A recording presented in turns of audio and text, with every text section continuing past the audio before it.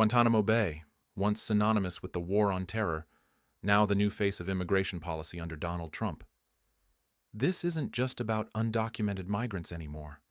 Trump is now sending allied citizens to the world's most infamous detention center, without trial, without warning, and in some cases, without telling their home governments. This week, Trump's DHS began vetting 9,000 undocumented immigrants for immediate transfer to Guantánamo Bay. At least 800 of them are citizens of countries like the UK, Germany, France, and Poland. Many have no criminal records. Some were in asylum proceedings.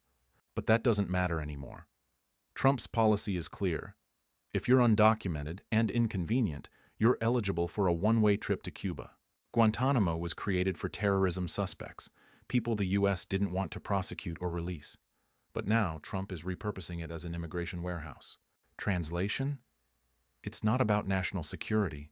It's about sending a message, a very loud, very cruel one.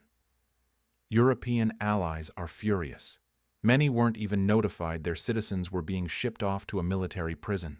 France, Germany, and the UK have formally protested the transfers, calling them diplomatic sabotage.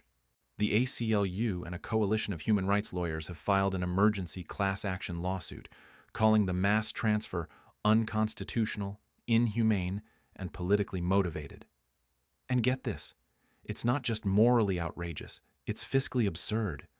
Guantánamo costs over $100,000 per person per day. That's more than 600 times the cost of housing them in the U.S. So, what's the end game here?